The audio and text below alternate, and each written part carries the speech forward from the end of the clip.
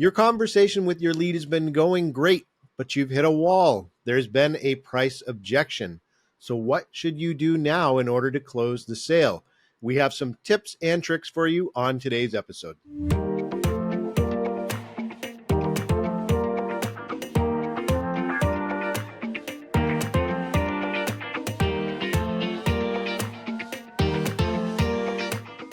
Hello, everybody, and welcome to another episode of Built to Scale, the show where we help you grow faster, smarter, and stronger. I'm here with my co-host, Rogelio Rodriguez. Rod, how are you today?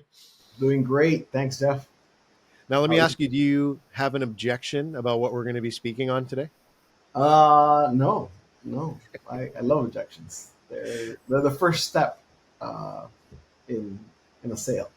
So It's true. yeah, I think this is common, and even if you don't want to admit it happens, and that's okay. Admitting it is the first step. There's always going to be those customers that are going to push back on price when it comes down to negotiating the final sale. So we're going to jump in and talk to you about tips and tricks on how to be able to bridge that gap effectively. So, Rod, again, you've been in the trenches in sales for over a decade. I know you've dealt with price objections. Right from the top, tell me about what are the most common price objections that you've seen happen with people in the home services industry. Where do most of these objections come from? What's the source? yeah. I think there's a misunderstanding between the price that the customer has in their mind and the value that they're getting. Right. That's usually like there's a gap. That's what I typically find in terms of in the home services field. What is a possible reason why they're not moving forward, because right they don't understand like that you may pay 10-20% more for a company, but that company is going to be doing a lot more for you in the terms of like they'll cover your furniture, they'll clean up after they leave, all those things, right? So I think there's misconceptions that customers build over time about price that um, they don't take into consideration, right? Because they're looking at like their total outgo, and then oftentimes I think price is also shaped by their conversations with the competition, right? If they have a meeting with with the competition and that competitor happens to be lowballing the price, right, or barely making a margin, um, that may set you up for somebody coming to you and telling you, "Hey, look, you're way higher than the last guy. Like, what is that?" Like, if it's a good open conversation with the customer, they're going to ask you why, and that'll give you an opportunity to explain your value, right? The fact that you calculate the margin so that you can pay your guys fairly, so that you can attract the best installers in the industry, so that you can invest in the right tools and the right all the right instruments that you need to get the job done, right? Like the best screws to install the windows, the best caulking to seal the windows, right? So that you don't get water intrusion. All those things have a cost, and there's also a value added because they're using the best tools, they're using the best equipment, they're using their safety considerations, they're taking care of your furniture, right? So that really, to me, any price objection is an opportunity for you to differentiate your company, um, and get real clear and of understanding of like what value you actually bring to the table versus a competitor. Do you think that it's worth for a company to go back and look at their consultation and their education process? If there's a lot of objections based on prices, does that mean that something was missed in the education part of the conversation? Yeah, absolutely. I think definitely, when you do get an objection like this, it's really an opportunity for you. To me, it's like recognizing a buying signal, right there. That's what the price objection is, right? Because they're looking for you to provide them a reason to buy, right? In that objection. So that's why it's super important. You have to like listen actively and probe deeper into what it means, right? Because like you don't know if they spoke to a competitor that undershot the price. You don't know whether they understand the difference between their budget constraints and the perceived value of what they're getting as well, right? Because there are options, right, in a case where like you if you dive deeper into the conversation and start asking them, what they value the most, right? Like it it may be that they're more focused on the price, but you can provide them an option, maybe a different window brand that may help meet that price barrier, right? So if that's the most important thing, right? If the most important thing is efficiency, then obviously like they need to consider, okay, like do you want the budget or you want low E, right? Like to increase the efficiency in the home. So like, but you're not gonna get there until like you really figure out how to effectively communicate based on the questions that you ask, right? Sure. Yeah. And I want to dive into that a little bit deeper, Rod, because that's a great point you just made. How do I effectively communicate the value of what I'm bringing to the table when they're stuck on price? I think a lot of it has to do with highlighting the unique selling propositions, right? That you have. What makes the difference in the way that you install, the way that you choose the right team members, right? To do those important installations, the way that you care for their home as much as they would, right? And keeping it clean and keeping it organized. All those things are different, unique selling points that some companies have, some companies don't, right? And I think that'll differentiate you, right? When it comes to price. Um, we have a client that has a unique element to it, right? They they want their customers to save as much money as they can. Here in Florida, when you upgrade to impact windows, there's often a discount that happens off your insurance. So what that client does as part of their unique selling proposition is that they'll give you a free wind mitigation inspection.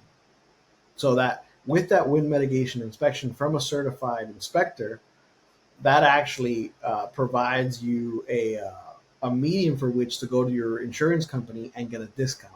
Sometimes 10, 15, 20, 30% off your yearly cost of insurance. So like things like that, right? Being having that clarity and transparency and communication is super important. But like you have to communicate it at each step, recognizing that like, look, it's a price objection, and they're looking for you to really clarify, right? Clarify what your value is. I've seen some companies try and use bundles or packages as a way to overcome price objections. What's your advice on using those? Yeah, I think so. I mean, like the more value you bring, the better it is, right? I think like I've seen companies offer vacations with the purchase of right of windows and doors or a window and door package. Like there's also maybe like a leave behind. There's a lot of things that like you can do to just add more value, right? I mean, we mentioned the wind mitigation inspection. We mentioned the possible vacation, right? The offer, if there's an incentive, right, that you can add there. Um, there may be some pitfalls there, right? Like in terms of like you got to look at your cost as well, because there is going to be a cost to you incurred by offering these extra incentives or even bundling a package, right? Like if you're discounting it, you gotta keep your eyes on your margin as well to be able to make sure that it's a viable both for the customer but also for the company, right? You don't want to put yourself in a bad position where you're negative on the project. Rod, I also want to talk to you a little bit about how do you get a better feel for the budget your lead has up front? Sometimes, that information won't come out until later on in the conversation, and you don't know that you're trapped in kind of this price only sort of negotiation. So do you have any advice or tactics that you use to help salespeople understand how they can approach the budget conversation more upfront to be able to figure out how to pivot properly?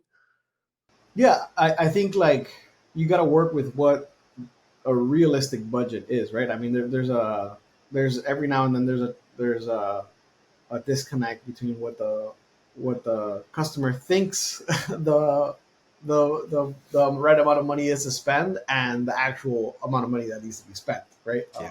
On replacing whatever item it is, right? So I think you have to probe effectively. You have to ask questions. Okay, how did you come up with that budget? If the budget's like low or whatever, just try to break down into the different elements that make up the budget, right? How did you come up with that idea of that budget, or has anybody else given you pricing that's similar? Have you found other companies that are pricing that the the package at that amount? Or I would even ask like in some cases you can help them, right? Like, hey, like help them put the budget together based on your understanding of the industry, right? Help aligning the solution to the customer's budget itself.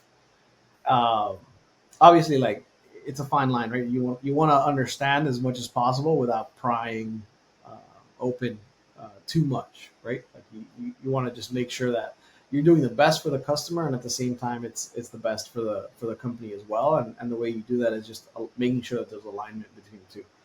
Part education, part uh, questioning to get to just a one solution between both entities.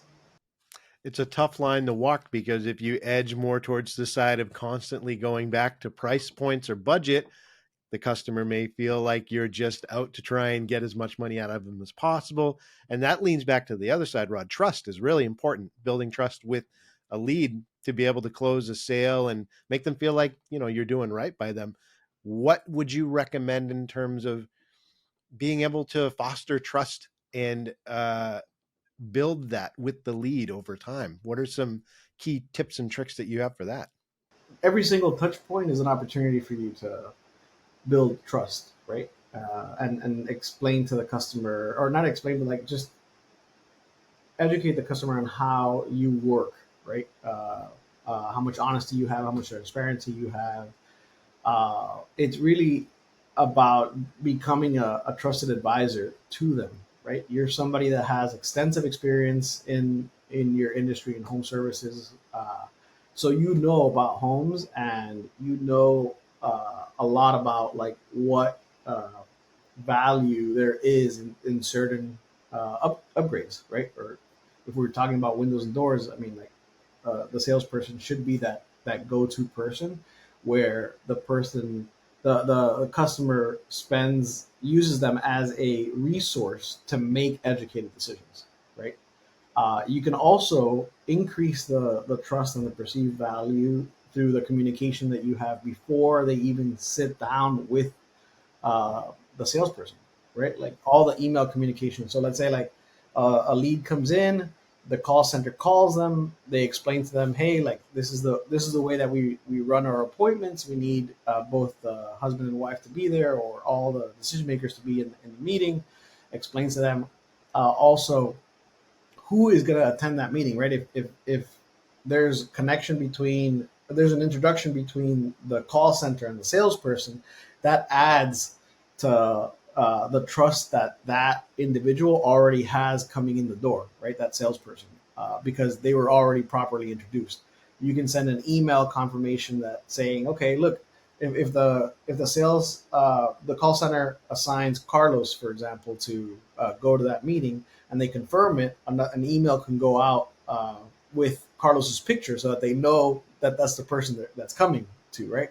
I mean, I can't tell you the horror stories where like this doesn't happen, and then you end up with a customer who's like, "Who are you? Show me your ID. What are you doing in my house?" Like all these like uh, crazy horror stories from salespeople around the customers that we work with, where they're that's already you're walking into a situation where there is no trust. The perceived value is zero.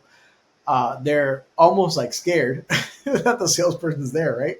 Because there was no proper introduction, no confirmation, no transparency and honesty throughout the process. So that creates friction, which can be avoided by just communicating effectively throughout the, the process.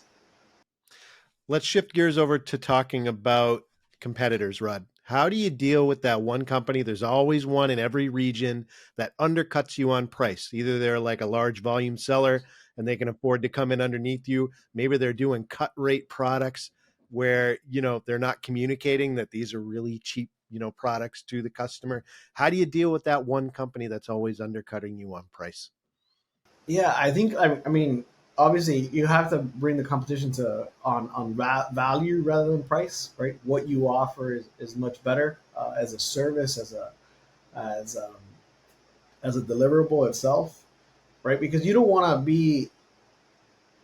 It's like going after price is like a race to the bottom, right? And then like you gotta think you gotta. I mean, if you look at the companies that have the highest reviews, they don't have the lowest price usually, right? The items, the things that we buy that have the best reviews are usually moderate to high priced, right? People's perceived value of it, of the price being higher, you get a better deal is just ingrained in us, I think. Um, and you have to be able to uh, you have to be able to reposition your brand in the face of those cheaper competitors because like more than likely, I mean, if anything that I see that's like has like half priced whatever, half priced roof, half priced, like uh, solutions that are that in that field of like the lowest price possible, usually don't have great reviews, right, from customers, and that's more than likely because they they undercut so much that they're not able to do all those different small things that matter in the end to a lot of people, right? Like it's like choosing an airline, man. I mean, if you fly Delta, it's a different experience than flying, Frontier Or Spirit? or Spirit, right? I mean, like obviously they have their customers. There are customers out there that like it doesn't matter what they will go for price, and that's fine. That may not be your customer. Just be aware, right? You have the ability to walk away from it too if it doesn't make sense. So How do you deal with the phrase, I need to think about it? Because we hear that from customers a lot too. So, how do you pivot away from that price objection? no, I think it's about diving deeper once again and asking, the right questions. Um, I don't think stay away from like what do you need to think about, right? That's maybe too direct. And I think you have to ask more like, uh, you know, may I ask, what's going to be different tomorrow, you know? And then like they usually go into thinking about like, yeah, what is going to be different tomorrow? Like you got to make them think, right? It's an open-ended question that makes them uh, uh, think through in their minds, right? Like, or creating an offer, a sense of urgency. Also, you can find an offer that allows you to perhaps take advantage of something that is ending at the end of the month, right? We see that a lot with customers in the software space. Apply the same techniques, right? Like, oh, it's the end of the month and we need to sell, and there's this $500 credit that you're not going to get, tomorrow or the day after. That could be um, a piece of it. And then like obviously if like you're not able to close it right then and there or on that one call close, follow up is key, right? I think I saw a statistic just in contracting in general. There's an 8% increase in conversion rate on leads that use automated follow up, right? To on companies that use automated follow up to follow up with their leads that don't close on the first call. So there's still an opportunity there, right? Like there's a lot of companies that like they'll do the demo and they'll walk away and then not follow up ever again. But that customer may still like you. They may still want to do business with you. They weren't ready to do it at that time, right? So uh, following up is key to making sure you increase your conversions. And I would say too, if you're new to the show or you haven't listened to any of our recent episodes, we have talked about the benefits of automating the communication process and how you can start doing that. So I'll include some links in the show notes. So if you're interested in inserting some automation into your lead follow up, we can help you with that. And we have some tips and tricks that can do that for you. So, Rod, okay, so we've talked about how to deal with the competitor that undercuts you on price. We talked about how to deal with, I need to think about it. Let's also talk about using discounts and promotions. We talked about bundling, but offering straight up discounts is another tactic. But a lot of times I think salespeople feel like, oh, if I use a discount, then I'm devaluing my own process, my own service. How can you use discounts effectively without coming across as undercutting your own value? Yeah, I think you have to set clear terms and conditions for the discounts themselves, right? It could be a friends and family discount, so like you're it's tied to a relationship that you have, like, or using promotions as a tool for cross selling or upselling. I think are very important as well. And then timing, I think I alluded to it earlier, right? End of the month promotions, end of the quarter promotions, end of the year promotions, holiday promotions. There's so many different elements where you can take advantage of these opportunities to help. It's a good point, Rod. I want to finish with one question and look at the inverse of this. So we're talking about how to deal with price objections, right? What at what point should business owners look at if they're constantly getting price objections if they're coming in at the right price point? Because I think there can be a hesitancy to raise prices sometimes or even lower them if we're getting like the same response from customers. So, what would be your recommendation for business owners who are thinking about, should I look at raising my prices? Should I look at adjusting my presentation in terms of what I'm offering the customer? How do you know when it's the right time to take a second look at that? My advice is to uh, not be the lowest priced. Whatever you do, do not be the lowest price. You're gonna lose in the long run, right? Like there's implications of underpricing that maybe we may not think about when we're doing it, right? Because we want the business, we want to get the business, we want to close it, we want to look at maybe like a volume play here for the business. But I'll give you an example. We had a client that was selling $1 million a month, right, in home services, and that particular client, um, and they were doing, I think, like 80, 80 deals, 80 transactions to hit $1 million in in revenue. Um, the following year, right, like there was a refocus on how the product was priced effectively to maintain a certain level of profitability. Because although he sold $1 million, the margin wasn't there. So when there were issues that happened, challenges faced on a project, it was quick to the money that was calculated for the margin was gone because he did not calculate properly, right? It wasn't baked into the price of it, of like there could be a 10 to 14% like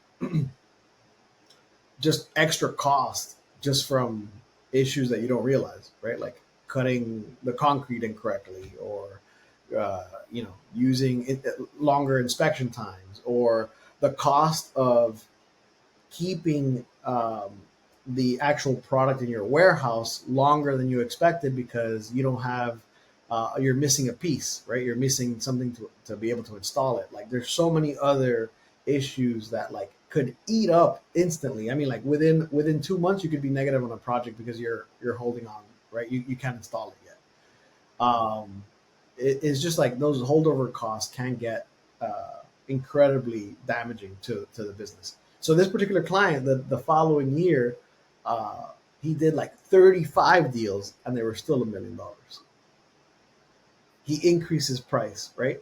He increased his price. He added the right margin in there. But now, even if a project is delayed 2, 3 months, he still has a buffer, right? To be able to cover that and not go back to the client and say, oh, you need to pay me more money now because your project's taking longer than I thought, right? I think like communicating that price, maybe not going, you can't go back obviously to the clients you already sold, but communicating the price to new customers as It could even be leveraged, right? Hey, prices are going up next quarter because whatever. Like buy now before you before the prices go up, right? But communicate it to existing clients, even if it is. I mean, in some cases, you have to go back to the client and tell them that it's going to be a little bit more, right? You always have to like balance that profitability with that competitive positioning, right? Like, but I would never battle for price ever. It's just, it's not worth it. It's not worth it because you're not going to have enough margin. Like one, obviously, the overall the health of the business is going to suffer. The health of the quality of the employee that you can hire is going to suffer, right? The overall delivery of the service is also going to suffer because you're not able to uh, maintain the standards because you're you're trying to race to the lowest price possible. Something's going to have to get cut, right? Like in Spirit, you don't get drinks or snacks or nothing. I mean, you probably pay for oxygen, right? So like we're adding oxygen now, so you have to pay for it. Yeah, something like that. It's gonna be a difficult experience for both you and the company if you don't have uh, an understanding of what your price needs to be, right? And then focus on selling value. That's a good point, Rod. And, I think we must have listeners who are hitting a wall over and over when it comes to converting these leads who are bringing up price objections. So, what could Go Risen, company you represent, be able to do to help these companies that are struggling with being able to convert their lead generation pipeline more? We could do a lot. There's right. Like I think we have to look at what KPIs are you measuring because then we can diagnose based on that KPI, right? If you're, let's say, if you're generating a certain amount of leads and you're not hitting 30% of those leads are not converting into into appointments, and then 70% of those appointments are not hitting issued, and then 70% of those appointments aren't getting demoed, then if those numbers are off, right, in the funnel, like we can assess uh, where you're actually going wrong, right? Because it could be the price usually comes up on the demo conversion, right? So if like you're noticing that you're not hitting 30% of the people that you do the demonstration with don't convert, there's an issue. That right there is like that's where you're probably getting the price objection, right? In the demonstration itself. And once you have that understanding, there's ways to fix that, right? Like there's coaching for your salespeople. There's um, adjustments to the pitch. There's maybe even the way that you present the solution can be updated. We feel free to book a call with us. Actually, we have really like an audit of your business conversation and understanding like how your business is functioning, and we can give you advice on how to fix those issues. There's no, it's not like a traditional sales call. Feel free to. There's no obligation to buy our service, but we're happy to help determine what that is, and then if we can help, we'll make an offer and see how we can help. I'll make sure to include that link in the show notes for people who are interested. Rod, thanks for taking the time to come by and talk about price objections with the audience today. Absolutely. Thank you so much, Jeff.